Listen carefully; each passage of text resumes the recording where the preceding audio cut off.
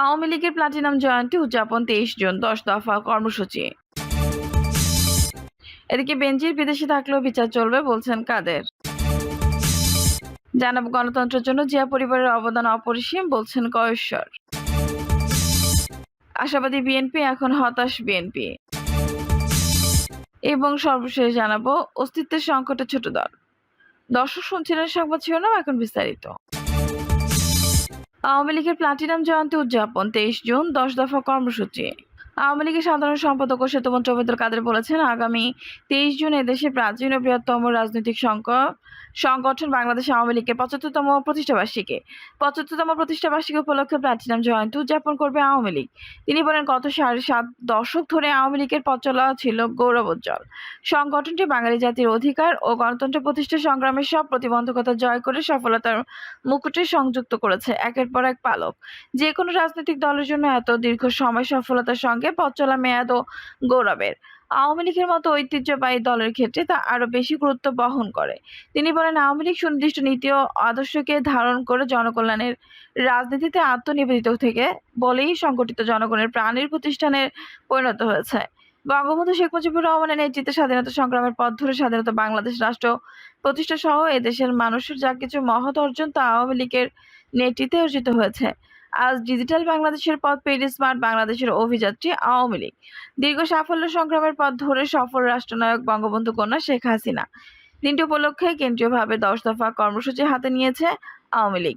বিবৃতিতে তিনি কেন্দ্রীয় কর্মসূচির সঙ্গে সঙ্গতি রেখে আওয়ামী লীগ জেলা, মহানগর, উপজেলা, থানা, পৌর, ইউনিয়ন ও ওয়ার্ড সহ সব শাখাগুলোকে কর্মসূচি গ্রহণ এবং বাস্তবায়নের জন্য সাংগঠনিক নির্দেশনা দিয়েছেন। একই সঙ্গে দেশে প্রবাসে আওয়ামী লীগের সর্বস্তরের নেতাকর্মীদেরকে কর্মসূচি বাস্তবায়নের জন্য আহ্বান জানিয়েছেন ওবায়দুল কাদের। আশাবাদী বিএনপি, এখন হতাশ বিএনপি। বিএনপির মধ্যে এক ধরনের আশাবাদ লক্ষ্য করা যাচ্ছে। আশাবাদ হতাশও বিএনপিকে গ্রাস করে ফেলেছে। হতাশা এবং আশার দোলাচলে দুলছে দীর্ঘ ১৭ বছরের বেশি ক্ষমতার বাইরে থাকা দলটি। বিএনপির আশাবাদের কারণ হলো ক্ষমতাসীন আওয়ামী লীগের কিছু কর্মকাণ্ড। সাম্প্রতিক সময় মার্কিন যুক্তরাষ্ট্রের সাবেক সেনা প্রধান আজিজ আহমেদের বিরুদ্ধে যে নিষেধাজ্ঞা দিয়েছে তাতে বিএনপির অনেকেই উল্লাসিত।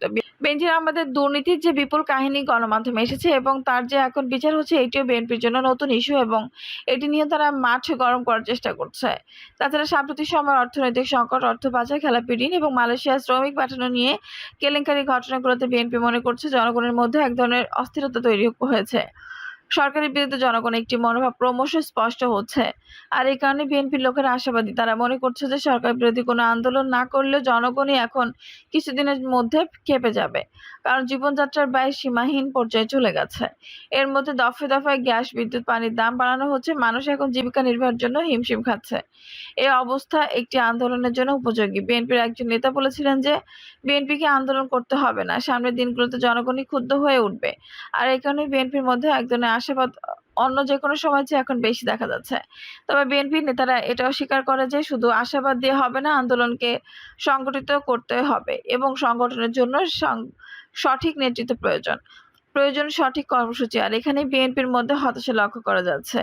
বিএনপি নেতাদের মধ্যে হতাশার একাধিক কারণ হয়েছে। প্রথমত, বিএনপি যে দেশের বিদ্যমান পরিস্থিতি, এই পরিস্থিতিকে কাজে লাগাতে পারছে না। সেই পরিস্থিতি অনুযায়ী তারা আন্দোলন সংগ্রামও গড়ে তুলতে পারছে না।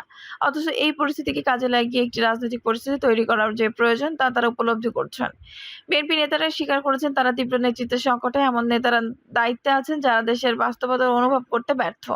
বিএনপি হতাশার দ্বিতীয় কারণ হলো বহু নেতাকর্মী এখন ফেরারি জীবন যাপন করছেন। তারা আত্মগোপনে গেছেন। এই সমস্ত নেতা বেনজির বিদেশে থাকলেও বিচার চলবে বলছেন কাদের। দুর্নীতিতে অভিযুক্ত সাবেক আইজিপি বেনজির আহমেদ বিদেশে থাকলেও তার বিচার চলবে বলে জানিয়েছেন সড়ক পরিবহন সেতুমন্ত্রী ওবায়দুল কাদের। তিনি বলেন, দোষী সাব্যস্ত হলে তাকে দেশে ফিরতেই হবে, সরকার কোনো ছাড় দেবে না।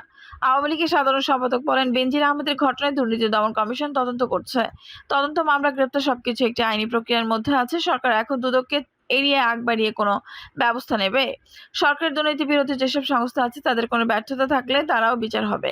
সেতুমন্ত্রী বলেন, এদেশে ৭৫ পরিবর্তকালে কোনো শাসক ও সরকার দুর্নীতিবাজদের বিরুদ্ধে ব্যবস্থা নেওয়ার সৎ সাহস দেখাতে পারেনি। শেখ হাসিনা সরকার সেটা দেখিয়েছে। ব্যক্তি দুর্নীতি সেটা দেখিয়েছে। ব্যক্তি দুর্নীতি করতে গিয়ে দুর্নীতি করার পর সরকারের দৃষ্টিভঙ্গি কি সেটা দেখতে হবে। বিএনপি ক্ষমতা থাকাকালে দুর্নীতিবাজদের বিরুদ্ধে কোনো ব্যবস্থা নেয়নি। সরকার সহায়তা বেনজির আহমেদ বিদেশে পালিয়েছে। বিএনপি মহাসচিব মির্জা ফখরুলের এমন দাবি প্রসঙ্গে আওয়ামী লীগের সাধারণ সম্পাদক প্রশ্ন রেখে বলেন, সরকার কারা গিয়ে তাকে বিমানে তুলে দিয়েছে? কোনো অথরিটি গিয়ে তাকে তুলে দিয়েছে। অন্ধকারে ঢিল ছুড়বেন না। ওবায়দুল কাদের বলেন, এদেশ থেকে টাকা পাচারের সংস্কৃতি ও অর্থনীতি শুরু হয়েছে বিএনপির আমল থেকে।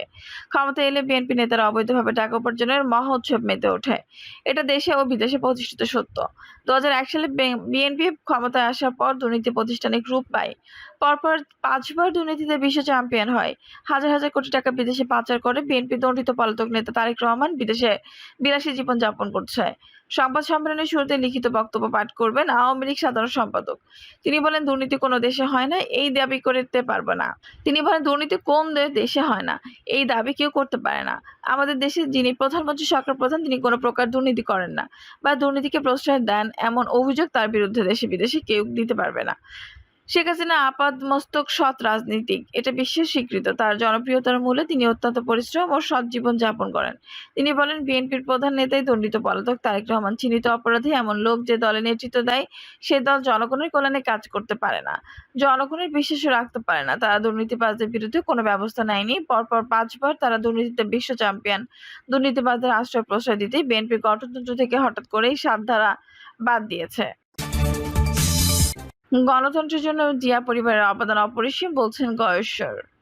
বিএনপিসি কমিটির সদস্য গয়েশ্বরচন্দ্র রায় বলেছেন, খালেদা জিয়া একদিনেই প্রধানমন্ত্রী হননি। শহীদ জিয়ার আদর্শ ধারণ করে আন্দোলন সংগ্রামের মাধ্যমে খালেদা জিয়া হয়েছেন। দেশের জন্য, গণতন্ত্রের জন্য জিয়া পরিবারের অবদান অপরিসীম। গয়েশ্বর বলেন, খালেদা জিয়ার জনপ্রিয়তা আকাশচুম্বী, তাই তার নাম শুনে প্রধানমন্ত্রীর প্রয়াস বেড়ে যায়। এই গাত্রদাহ থেকে খালেদা জিয়াকে বন্দী করে রাখা হয়েছে। তার নেতৃত্বে জনগণ গণতন্ত্র পুনরুদ্ধার আন্দোলনে ঐক্যবদ্ধ হয়েছে। হাজার মাইল দূরে থেকে সেই তারেক রহমান আওয়াজ দিলে ক্ষমতাসীনদের কানের পর্দা ফেটে যায়। তিনি বলেন, আজ অবৈধ ক্ষমতা ধরে রাখার জন্য জিয়া পরিবারকে ধ্বংস করার চেষ্টা হচ্ছে। যে জিয়া জনতা, সে জিয়াকে মুছে ফেলা যাবে না। যে বিএনপি জন্ম হয়েছে দেশ ও জনগণের প্রয়োজনে, সেই বিএনপিকে শেষ করা যাবে না। অস্তিত্বের সংকটে ছোট দল। কদিন আগে আওয়ামী লীগ তাদের আদর্শিক ছোট ১৪ দলের শরিকদেরকে নিয়ে বৈঠক করেছিল। গণভবনে প্রধানমন্ত্রী শেখ হাসিনা এই বৈঠকে ১৪ দলের নেতাদেরকে আমন্ত্রণ জানান। এই বৈঠকে ১৪ দলের নেতারা আওয়ামী লীগের উপেক্ষা অবহেলার ব্যাপারে মুখ খুলেন এবং অনেক আবেগ ঘন অভিমানের কথা বলেছিলেন। সকলে ধারণা করেছিল এরপর ১৪ দল সক্রিয় হবে এবং ১৪ দলকে আওয়ামী লীগে গুরুত্ব দেবে। কিন্তু ওই বৈঠক হয়ে যাওয়ার বেশ কয়েকদিন পরও এখন পর্যন্ত ১৪ দলের নতুন কোনো পদক্ষেপ হয়নি।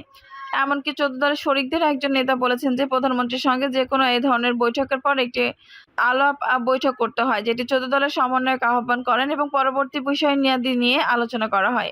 সেটিও হয়নি। ওই বৈঠকে ছিল একটি সান্ত্বনা পুরস্কার বলে মনে করেন ১৪ দলের অধিকাংশ শরিক নেতারা। এরকম আরো ১৪ দলের খোঁজ খবর নিচ্ছেন না আওয়ামী লীগ। ফলে ১৪ দলের এখন আপাঙ্ক্তেয় অবহেলায়। ১৪ দলের শরিকদের মধ্যে অধিকাংশ দলগুলি ক্ষয়িষ্ণু। আওয়ামী লীগের ছায়ায় তারা বেঁচে আছে, কিন্তু আওয়ামী লীগের ছায়া এখন নেই। এজন্য এই দলগুলো অস্তিত্বের সংকটে ভুগছে। ১৪ দলের ছোট ছোট